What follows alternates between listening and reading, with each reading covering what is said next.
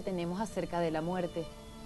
Yo creo que hay distintas culturas, no en todas las Claro. culturas. La cultura occidental es diferente a otro tipo de culturas en donde a veces la muerte realmente está incluida como algo parte y se ve que, bueno, de que antes que la persona nazca sabe que es como una cadena. Claro. Ya venía la vida y después de su muerte sigue la cadena de continúa. la vida. En esta cultura individualista pareciera que después que yo me muero no pasa más nada y ese vacío es lo que aún me angustia mucho más. Pero ha cambiado mucho nuestra cultura occidental también hace 100 años atrás. Antes la gente moría en su casa. Claro. ¿No? y la Los velaban en su velatorios. casa. Pero no chicos, solamente ¿sí? moría en su casa, sino que también se nacía en casa. Claro. Ahora hay toda una institucionalización de la Claro, muerte, claro. una medicalización de la muerte, que la gente tiene que morir en clínicas, en donde a veces los velorios es como si fuera un trámite. Sí. ¿Sí? O sea, el velorio uno va rapidito, mucha gente no se anima a ir, y hay algunos que ni hacen velorio. El velorio es sumamente importante. ¿Por qué razón? Es un ritual. Exacto. Los rituales son necesarios para la elaboración de esa situación. Entonces, toda esta cuestión de negación dificulta el que podamos hablar sobre este tema de la muerte, acercarnos y calmar esta angustia interna. Sí, de hecho también ha cambiado, si se quiere, o por lo menos hay más opciones a la hora, lo decíamos recién, no solamente de velar a, yo recuerdo, mi abuela, mi bisabuela en mi casa, sino también lo que sucede después, con esto de cementerios, parque, y ya no tanto el nicho que íbamos a visitar cuando éramos más chicos, la cremación también, me parece que son diferentes formas de tomar el después de la muerte. Claro. ¿Y en qué medida nos afecta entonces justamente eso de lo que usted hablaba hace un momento, sobre que no le otorguemos la suficiente importancia a los rituales vinculados a la muerte, a los rituales funerarios? Bueno, Eso puede manifestarse ¿de qué manera? Bueno, eso se manifiesta en el sentido de que el hecho de tomar una conciencia de la muerte, que significa saber que nos vamos a morir, saber que hay un límite, nos permite de alguna manera encarar la vida de otra manera, ¿sí? O sea, el hecho de poder vivir más en el presente, dejar de postergar algunas cuestiones que siempre estamos postergando. O hacer cosas por miedo que nos pase algo y a la muerte, ¿no? Exactamente, pero por eso, cuidado porque a veces hablamos de muerte y no nos olvidemos que la muerte es el simbolismo de la pérdida, Claro. ¿sí? Entonces, tenemos miedo a perder, entonces buscamos de continuo el control y la seguridad, y eso nos juega en contra, porque no nos permite a veces, qué sé El yo, disfrute. el disfrute, o salir de situaciones que son, que nos enferman. Claro. Ya sea una relación, ya sea un trabajo, ya sea abandonar un proyecto, un lugar, ¿sí? A veces hay lugares donde uno dice, estoy acá porque me conviene, pero me siento mal, Claro. ¿sí? ¿Y entonces qué te conviene? El hecho de poder, o sea, ¿existe la preparación para la muerte? Claro que existe, en la medida en que podamos ir aceptando las pérdidas, ¿sí? Una persona que de alguna manera busca más el control y que quiere tener todo más controlado, cuando aflore algún síntoma de muerte, como puede ser un accidente, una enfermedad, es muy posible que se descontrole mucho más. Porque la muerte justamente es eso, es algo que no podemos controlar. La muerte tiene que ver con el descontrol.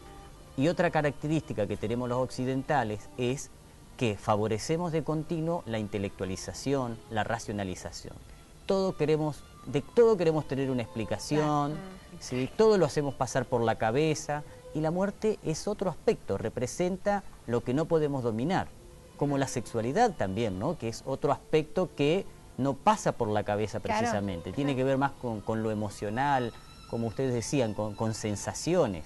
Claro. Aquellos que son más rutinarios, cuando leíamos para hablar sobre este tema, ¿tienen más miedo a la muerte porque se sale del camino en el que van diariamente?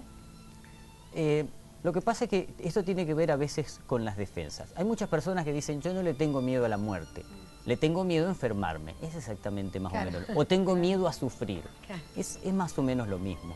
Pero hay gente que en realidad ese miedo a la muerte pareciera, dice directamente que no lo tiene, pero uno ve que desarrolla actitudes en la vida que es como ir hacia el lado opuesto, ¿no? Por ejemplo, muchos adolescentes tienen actitudes o conductas de desafío a la muerte, ¿sí? Como conducir a veces alcoholizados, Claro. Buscar riesgos extremos de alguna forma. Pero los adultos también a veces usamos evitación de la muerte estando aturdidos y trabajando todo el día, por ejemplo, ¿sí? O estando esperando que alguien nos salve de alguna manera, o ponernos obsesivos con alguna religión también, ¿sí? O sea, hay muchísimas maneras de manejar, pero de mala manera, evadir este tema con conductas a veces que pareciera que nada tienen que ver con el miedo a la muerte, pero en el fondo es una manera de contrarrestarlo, ¿sí? También hay algunos autores como Irving Yalom que hablan de que la sexualidad compulsiva es una manera de evitar el temor a la muerte. ¿Por qué? Porque la sexualidad también es sinónimo de vida. Claro. Entonces me meto de cabeza ahí, pero no por una, como digo yo, una sexualidad con alma, sino una sexualidad para evitar este temor a la muerte. Y eso tendría que ver con esa dualidad eros-tánatos. Exactamente. ¿Tiene algo que ver con eso? Y sí, tiene que ver porque, bueno, eros tánatos era como yo decía, tanto el amor y la sexualidad y la muerte son cosas que de alguna manera a todos nos afecta, todos vamos a pasar por eso, pero no son cosas controlables, ¿sí? Son cosas que pertenecen más a otro ámbito, no tanto al ámbito racional. Claro. Bueno, tengo un mensajito que ha llegado al 0294115-218809.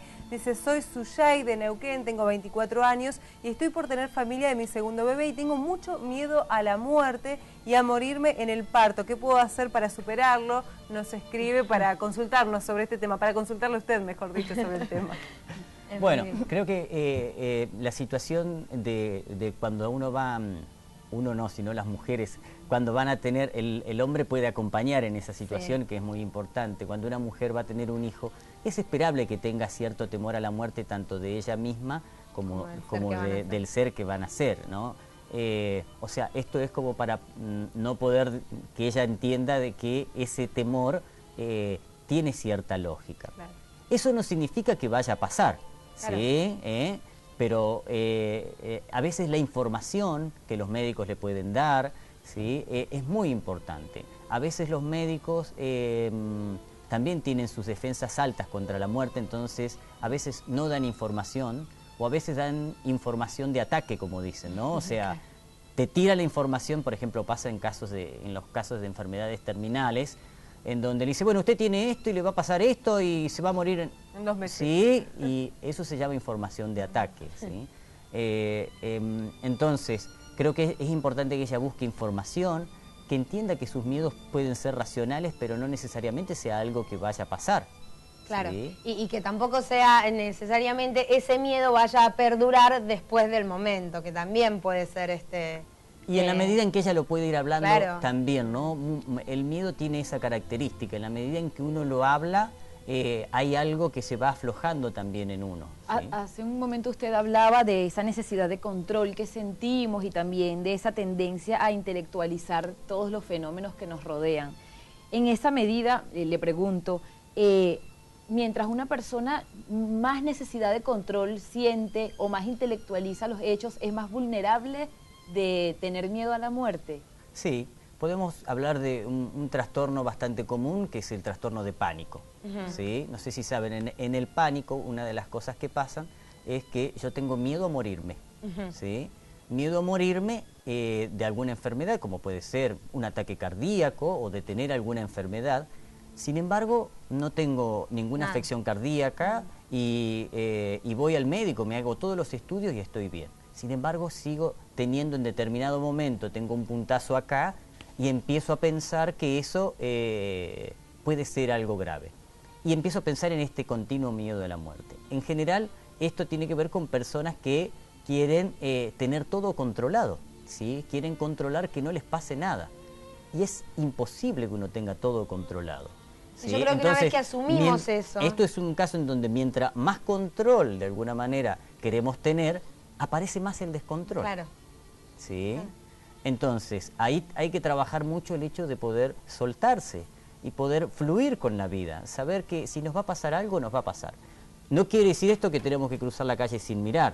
Uno Tal puede cual. tomar ciertos recaudos, pero no podemos tener todo controlados.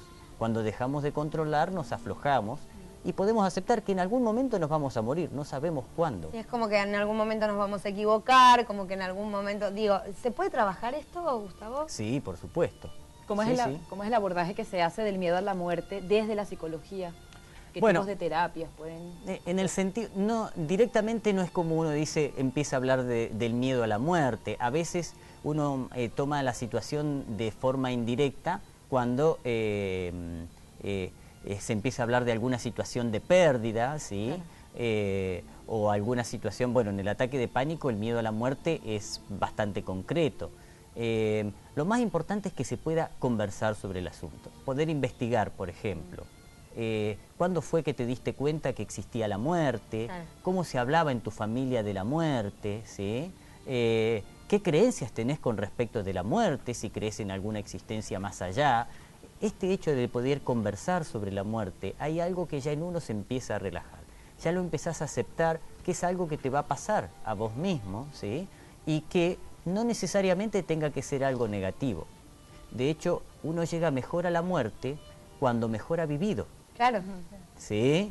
Por lo tanto, más que preguntarnos sobre tanto sobre cómo quiero morir, sino también cómo quiero vivir. Claro. ¿Sí? Podemos ir de un lado hacia el otro. Empezamos a hablar de la muerte y terminamos hablando de la vida. ¿Sí? ¿Qué camino quiero seguir en mi vida? ¿Qué cosas quiero dejar de hacer? ¿Qué cosas quiero comenzar a hacer? Porque la muerte y la vida son interdependientes, pero a veces la muerte nos lleva a hablar de la vida, ¿sí? Claro. Porque lo que nos enseña la muerte es que hay un límite, porque otra característica que tenemos es que somos muy omnipotentes a veces los seres humanos. Nos creemos. Creemos que podemos todo, ¿sí? Y la vida nos enseña, la muerte nos enseña que no todos podemos, que las elecciones excluyen, Claro. que uno tiene Claro. que elegir, ¿sí? Y que tiene que hacerse cargo de las elecciones que uno toma, ¿no? Exactamente, hay que elegir un trabajo, hay que elegir una mujer, no se pueden dos, tres, ¿no? O sea, y eso a veces no nos gusta, el hecho de tener que quedarnos con una sola cosa y dejar atrás otra. Por eso yo siempre digo, hay que saber perder, como dice Rizzo. Y en este elegir nos relajamos también, Claro. ¿sí? Entonces, esta es una manera de trabajar con el miedo a la muerte, viendo la muerte como que nos plantea un límite y saber que la vida tiene límites, que no somos ni impotentes, porque a veces nos vamos para el otro lado, ¿sí? Impotentes que no podemos nada, omnipotentes que podemos hacer todo, que podemos trabajar todo el día, que no descansamos nunca, ¿sí? No, somos potentes, digo yo. Claro. ¿Qué significa? Que hay cosas que podemos Ni hacer ni y hay otras cosas no. que no. Bueno, yo tengo otro mensajito para compartir que es de 5 Saltos, nos escribe Lorena Carcioni y nos dice que miremos el otro lado del mundo, ¿no? Esto como algunas culturas festejan, y lo vemos en las películas, sobre todo lo leemos, cuando alguien muy querido se muere y cómo nosotros lo sufrimos tanto, ¿no? ¿Qué diferencia hay entre estas culturas? Y lo importante que es resaltar eso y vivirlo desde otro punto de vista, nos dice Lorena. Sí, creo que hay otras culturas en donde